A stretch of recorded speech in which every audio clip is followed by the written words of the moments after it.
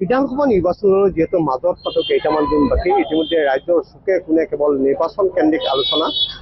যিহেতু মই বৰ্তমান কামৰূপ জিলাৰ আমিনগাঁৱত আছোঁ আৰু এইবাৰ যিহেতু কামৰূপ জিলাৰ 6টাকৈ বিধানসভা সমষ্টিৰ কাৰণে নিৰ্বাচন অনুষ্ঠিত হ'ব আৰু সাধাৰণ ভোটাৰৰ প্ৰতিক্ৰিয়া জানিবৰ কাৰণে যিহেতু আমিনগাঁৱৰ এখন হোটেলৰ সন্মুখত আছোঁ, মই ভিতৰৰ পৰিৱেশটো দেখুৱাম। কেমেৰা পাৰ্চন গোপাল টিপুৱে পৰিৱেশটো দেখুৱাই আছে, মই কথা পাতিবলৈ যত্ন কৰিম।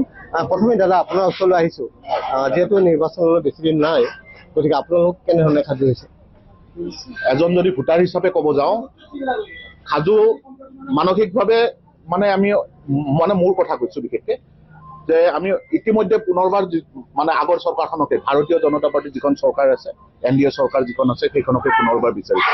কাৰণ আমাৰ দৃষ্টিত, মোৰ দৃষ্টিত যদি আমি চাব যাওঁ, এই চৰকাৰখনে যথেষ্টখিনি কষ্ট কৰিছে, ৰাইজৰ বাবে বিভিন্ন ধৰণৰ কাম কৰিছে। আৰু কেইটামান মই আপোনাক এনে উদাহৰণ দি দিছোঁ, হয়তো বুজিবলৈ সহজ হ'ব।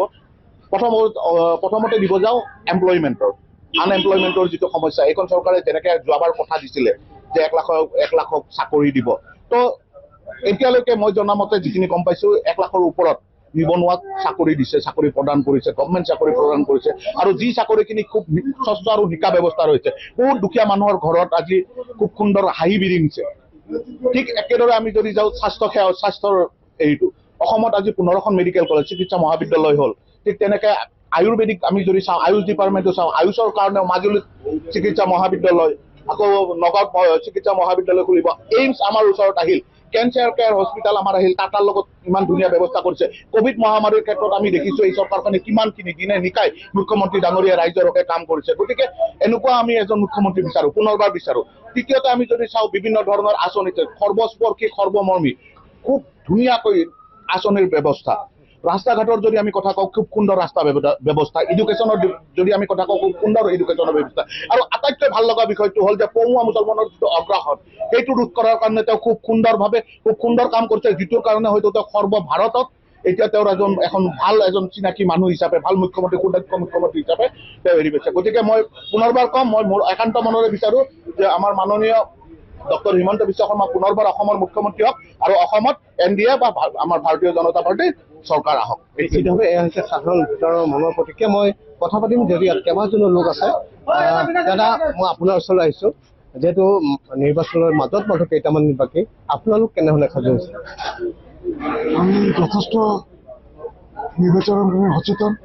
ইতিমধ্যে আমাৰ ৰাইজে বিচাৰিছে এটা সুস্থিৰ চৰকাৰ আৰু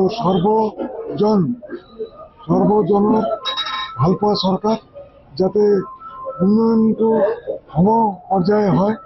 ইতিমধ্যে আগৰ চৰকাৰে আমাৰ BJP চৰকাৰে ধুনীয়াকৈ স্বচ্ছ নিকা হিচাপে চলাই গৈছে। যেনেকৈ DBT, ডাইৰেক্ট বেংকিং ট্ৰান্সফাৰ, ইয়াতে মাজৰ দালাল 1 টকাও খাব পাৰে। নিশ্চিতভাৱে আৰু এনেধৰণে সাধাৰণ ভোটাৰ সাজু হৈছে। দাদা, কি ক'ব? মাজত মাত্ৰ কেইটামান দিন বাকী, গতিকে আপোনালোক সাধাৰণ ভোটাৰ হিচাপে কেনেধৰণে সাজু হৈছে? সাধাৰণ ভোটাৰ হিচাপে আমি এতিয়া পাইছোঁ, অসমৰ মাননীয় মুখ্যমন্ত্ৰীৰ নেতৃত্বত আকৌ BJPয়ে অসম গণ পৰিষদ আৰু BJP NDA মিলি আকৌ এবাৰ চৰকাৰ গঠন কৰিব। বিৰোধীৰ ভূমিকা কেনেকুৱা হ'ব? ইয়াত নাই, পুৰণি জালুকবাৰী সমষ্টিৰ পৰা আৰম্ভ হৈছে যেতিয়া ইয়াত আমাৰ বিৰোধীৰ ভূমিকা নাই। আৰু গোটেই অসমত তেওঁলোক গোটেইবিলাক লগ হওঁতে আজিলৈকে তেওঁলোক লগ হৈছে নে নাই, সেইটোৱে হেৰি নহয়। আমাৰ 3Gৰ কথা কোৱা হৈছে, 3G, 3জন গগৈ, 3G, গতিকে এখেতসকলৰ কি হ'ব? আমি এতিয়া যিটো দেখিছোঁ, তেওঁলোক লগ হওঁতে ইমান সময়, আৰু তেওঁলোকে যে আৰু আমাৰ মুখ্যমন্ত্ৰী ডাঙৰীয়াৰ আগত সত্যবান হিচাপে খাৰা হ'ব, এইটো হাঁহিয়াতৰ কথা। নিশ্চিতভাৱে এয়া হৈছে সাধাৰণ ভোটাৰৰ মনৰ প্ৰতিক্ৰিয়া। দাদা, কি ক'ব? মাজত মাত্ৰ কেইটামান বাকী, নিৰ্বাচন সমাগত, গতিকে কি ক'ব? এক কথাত ক'ব গ'লে আমাৰ মামাৰ চৰকাৰ লাগে। 1 নম্বৰতে যি মামাই য'ত নেকি আমাৰ ৰাস্তা ঘাট, শিক্ষাৰ, স্বাস্থ্যৰ ফালৰ পৰা যিমান উন্নতি কৰিছে অসমৰ কোনো এখন চৰকাৰে কৰা নাই। সেইকাৰণে আমাক মামাক লাগে। আৰু মামাৰ নিচিনা এখন চৰকাৰ হ'লে হয়তো আমাৰ অসমৰ উন্নয়ন হ'ব, বা অসমৰ যিটো তাৰমানে গতিত উন্নয়ন হৈ আছে আৰু ভাৰতবৰ্ষৰ ভিতৰত এখন শ্ৰেষ্ঠ ৰাজ্যত পৰিণত হ'ব বুলি আমি, মামাই যদি আমাৰ অসমখন চলাব পাৰে, তেতিয়াহ'লে আমাৰ সেই হিচাপে মই মামাকে আমি অসমৰ মুখ্যমন্ত্ৰী বিচাৰিছোঁ। চুনামি হ'ব নেকি? চুনামি হ'বই, মামাৰ চুনামি হ'ব, মামাৰ চুনামি, তাত আৰু বেলেগ আৰু কথা কৈ লাভ নাই। মামাৰ বাহিৰে বেলেগ চুনামি নাই, অকল হ'ব মামাৰ চুনামি। নিশ্চিতভাৱে এয়া হৈছে সাধাৰণ ভোটাৰৰ মনৰ প্ৰতিক্ৰিয়া। মই কথা পাতিছোঁ। দাদা কি ক'ব, কেনেধৰণে সাজু হৈছে?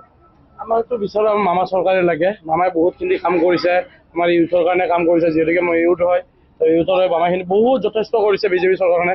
বিগত আগতে কংগ্ৰেছ চৰকাৰৰ দিনত একো হোৱা নাছিলে, এতিয়া বিগত 10 বছৰ, এতিয়া ৰানিং 15 বছৰ চাওঁ। এইবাৰ চৰকাৰ আহিলে, পুনৰবাৰ আহিলে 15 বছৰ হ'ব, আৰু বিচাৰো পুনৰবাৰ আমাৰ 15 বছৰ চৰকাৰ শাসন কৰি ইয়াতকৈ আৰু বেছি ডেভেলপ কৰিব, আমি আশাবাদী এইটোক লৈ পিনে। নিশ্চিতভাৱে দাদা কি ক'ব? চৰকাৰটো আমি দেখিছোঁ এতিয়া বৰ্তমান যে আমাৰ মামাৰ চৰকাৰ, সেই চৰকাৰখনে সকলো ফালৰ পৰা সুবিধা কৰিছে, আকৌ এনেকৈ হওক আমি সেইটোৱে বিচাৰোঁ।